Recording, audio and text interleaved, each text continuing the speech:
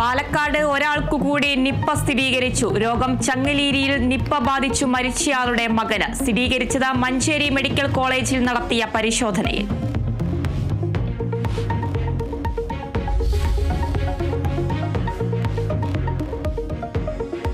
സംസ്ഥാനത്തെ തെരുവുനായ പ്രശ്നം പരിഹരിക്കാൻ നടപടിയുമായി സർക്കാർ. അസുഖം ബാധിച്ചതോ പടർത്താൻ സാധ്യതയുള്ള നായ്ക്കളെ ദയാവധത്തിന് വിധേയമാക്കും. തെരുവുനായ വന്ധീകരണത്തിനായി 152 പോർട്ടബിൾ ABC കേന്ദ്രങ്ങൾ സ്ഥാപിക്കും. ABC കേന്ദ്രങ്ങളുടെ പ്രവർത്തനം തടയുന്നവർക്കെതിരെ കർശന നടപടിയെടുക്കുമെന്നും മന്ത്രി MB രാജേഷ്.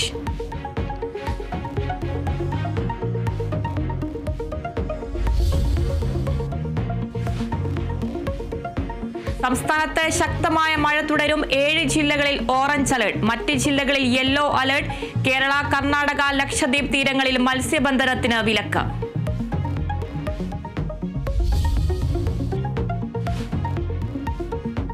പുതുക്കിയ കീം പരീക്ഷ റാങ്ക് പട്ടിക റദ്ദാക്കണമെന്ന ആവശ്യത്തിൽ ഇടപെടാതെ സുപ്രീം കോടതി. പുതുക്കിയ റാങ്ക് പട്ടിക അടിസ്ഥാനമാക്കി പ്രവേശനം തുടരാം.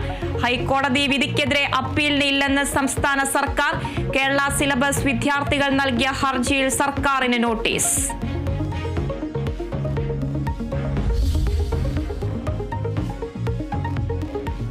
കേരള സർവകലാശാല VCയുടെ ഉത്തരവ് തള്ളി രജിസ്ട്രാർ KS അനിൽകുമാർ. സർവകലാശാലയിലേക്ക് രജിസ്ട്രാർ എത്തിയത് ഔദ്യോഗിക വാഹനത്തിൽ. തനിക്ക് സ്വന്തമായി വാഹനമില്ലെന്ന് രജിസ്ട്രാർ. പോലീസ് സുരക്ഷ നൽകാനാകില്ലെന്ന് BJP സിൻഡിക്കേറ്റ് അംഗത്തോട് ഹൈക്കോടതി. ഉന്നത വിദ്യാഭ്യാസ മേഖലയിലെ പ്രതിസന്ധി പരിഹരിക്കാൻ മുഖ്യമന്ത്രി ഇടപെടണമെന്ന് VD സതീശൻ.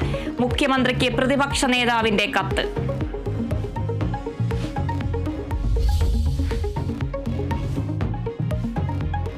ഷാർജയിൽ മരിച്ച കൊല്ലം സ്വദേശി വിഭജികയുടെയും കുഞ്ഞിന്റെയും മൃതദേഹം നാട്ടിലെത്തിക്കുന്നതിൽ ഭർത്താവിനെയും കേൾക്കണമെന്ന ഹൈക്കോടതി. കുടുംബത്തിന്റെ ഹർജിയിൽ ഭർത്താവ് നിതീഷിനെയും കക്ഷി ചേർക്കാൻ നിർദ്ദേശം. മൃതദേഹത്തിൽ അവകാശം ഭർത്താവിന് അല്ലേ എന്നും കോടതി. ഹർജി നാളെ പരിഗണിക്കാൻ മാറ്റി.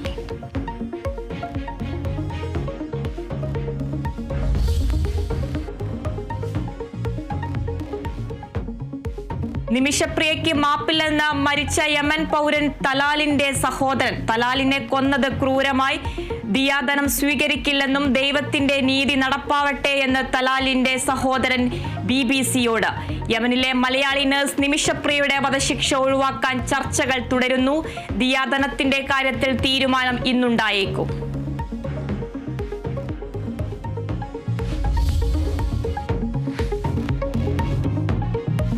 ശബരിമല സന്നിധാനത്തേക്ക് ട്രാക്ടർ യാത്ര നടത്തിയ ADGP MR അജിത് കുമാറിനെതിരെ ഹൈക്കോടതി. ട്രാക്ടർ യാത്ര ദൗർഭാഗ്യകരം.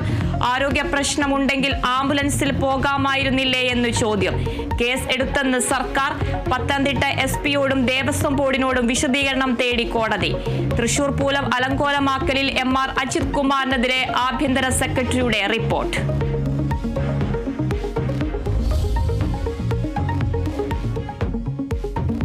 ആലുവയിൽ സെക്യൂരിറ്റി ജീവനക്കാരന് യൂത്ത് കോൺഗ്രസ് നേതാവിന്റെ ക്രൂരമർദ്ദനം. 73-കാരനെ മർദ്ദിച്ചത് സ്കൂട്ടർ മാറ്റി പാർക്ക് ചെയ്യാൻ ആവശ്യപ്പെട്ടതിന്. യൂത്ത് കോൺഗ്രസ് നേതാവ് ഇജാസിനെതിരെ കേസെടുത്ത് പോലീസ്.